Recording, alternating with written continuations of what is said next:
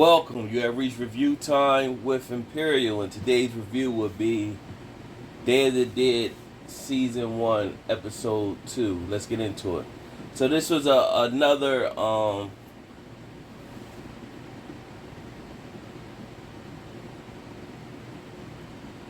this is another good episode. I thought it was decent. This is a cool series if you into the whole zombie apocalypse and everything like that. So it's picking right up. So you have the mayor, Bowman, who's at the retirement home with the voters, and she's voting with her husband, who's cheating on her with her campaign assistant, Nicole. And so there's a mob out front of the retirement center, pretty much going against her, what she stand for. They calm the two down, and one of the protesters steps out in front of everybody else. He brings a jar of dirty water that said this came from his tap, and Cleargenics is not a good fit for the town. So they go inside the retirement home, and that protester followed them, and they went into they meaning the mayor, her husband, and the assistant.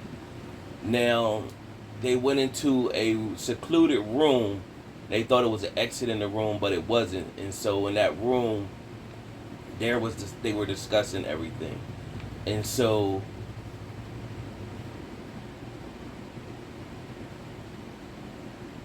the protester came, knocked on the door, and he pretty much was making like he was upset, and he went to reach for in his pocket. Now the mayor, she's pro gun, so she had a gun on her hip. She just got finished berating her husband, saying basically he needed to demand respect from people. People don't respect him. So him calling himself defending, he takes the gun and off of her, thinking that the guy's great pull out a gun, and he pulls out a gun and shoots it in a secluded room in the air. The bullet ricochets off of the vent and shoots the dude in the head. So this zombie series is not to be taken like really serious. Is got serious moments, but then is moments where they wasn't meaning for that to be. They know exactly what they're doing. They meaning for it to be funny, and cause he was like, buddy, and and the dude just dropped. So dude shot in the head, and after he shot in the head, they pretty much trying to figure out what should they do. So they was thinking about putting him in a box. They was like, no, you can't put him in a box. And then they were like, well, if we can't put him in a box, well, we need to be able to do something with him. So they thought, well, it's a retirement home. What we need to do is just will him out. And as they was going to will him out, the mayor's dad popped up, and then to pretty much throw him off, the husband went and rolled the dead man that they had the glasses on, the hat. He rolled him into the senior citizens like entertainment room with a television and closed the door. So you already know what's going to happen with that. And so what else has happened at the Cleargenic site where they were drilling at, they finally got the cop out of there. The girl that was knocked out at the end of part one, who's an old Sarah that was in the army or whatever she was, a Marine, SEAL, whatever she was.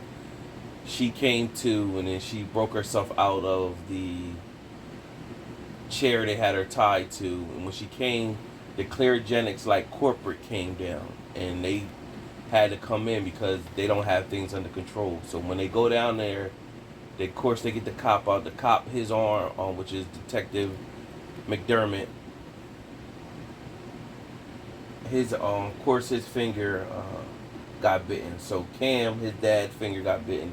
They're on their way to take him to the hospital. Meanwhile, Cam and Lauren is in the funeral. They're going through all the motions with that. Like I said again, it's meant to be humorous moments. So the funeral that they were at, the two brothers whose funeral was, the one brother he got a gun, the other brother, they all trapped into like the basement where the dead bodies are. And so when they're trapped down there, what happens is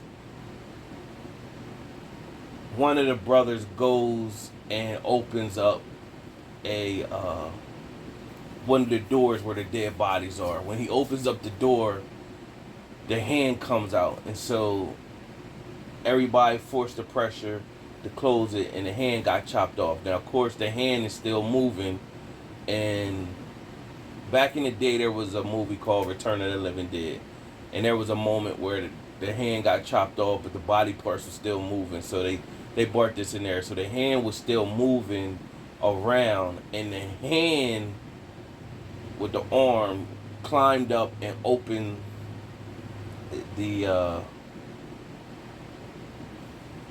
silver tomb where the bodies was, and of course let the bodies out. So that was comedic.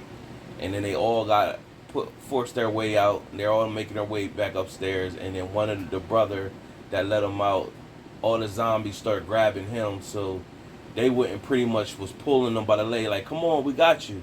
And of course, by them pulling by the legs, they wasn't showing the top half. His whole top half was ripped off. So like I said, these zombies on this show is not pretty big. Not really fast zombies, but they're strong zombies. So they're ripping people apart if they get a hold of you. Now, they made their way out, got into the hearse, lured the zombies away from the front entrance so the other people could get out. And now Lauren and Cam is on their way to wherever. Meanwhile, you have Luke and his friend. They got a keg of beer, and what they plan to do is bring this beer to this party that's supposed to be out in the woods for senior cut day. They're traveling all through the woods. They don't see nobody. Meanwhile, they stop to get a break, and they sitting on the keg, and Luke proceeds to tell his friend the story of the Aarons who lived in the area a long time ago, and pretty much the town wanted to build a river. They wasn't with it. They didn't leave. And so what ended up happening is they built the dam anyway, and when the water swept in, the people of the town got swept in. And they said every now and again, when the moon is howling,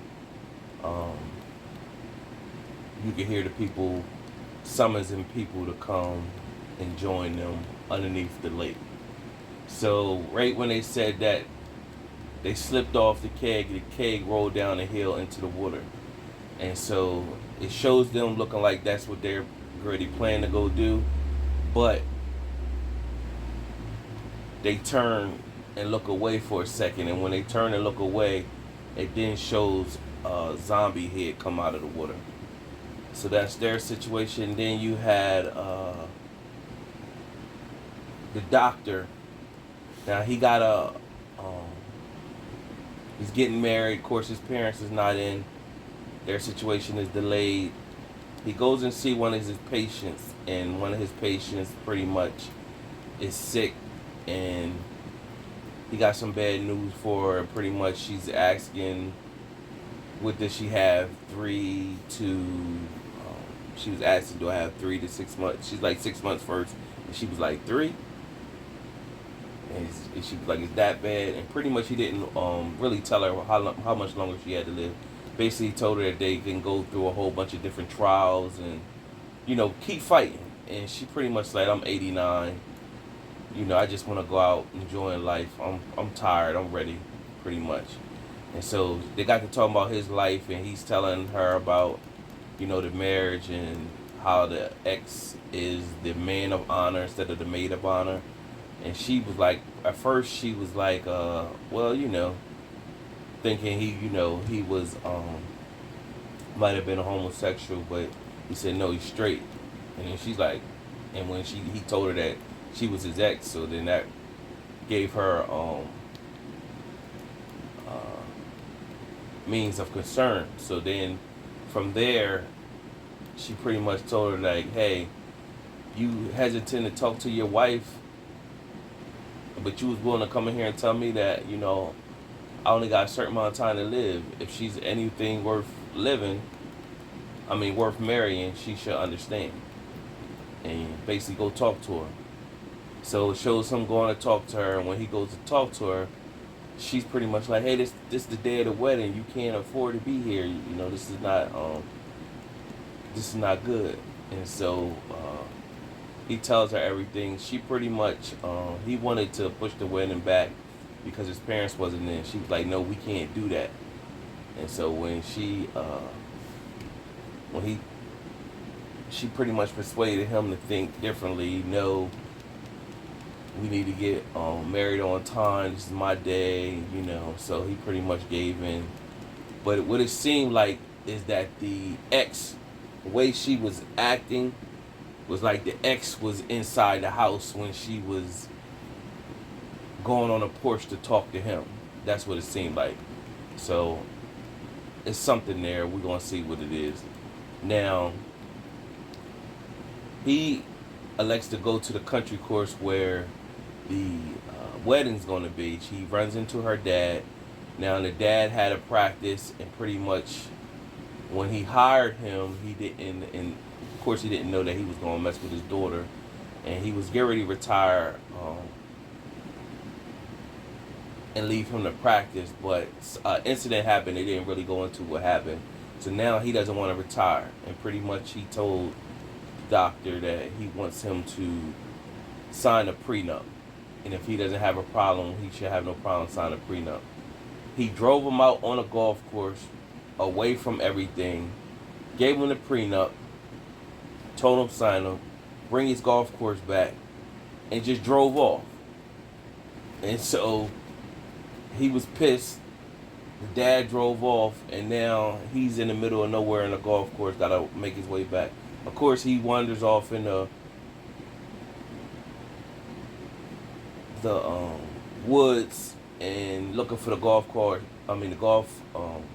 club he threw. And there is a man walking around. Of course, it's a zombie. We know that. And then when he finally gets to an area in the woods, he see a zombie is eating something. You don't know if that's the dad or not, but you see whoever it is got golf clubs and stuff like that. So he sees that and he proceeds to run off. And that was pretty much his storyline. So that was it. I think I covered everything that happened in the episode. Another decent episode if you into zombie apocalypse and everything like that. Subscribe to the channel, like the video. Till next time.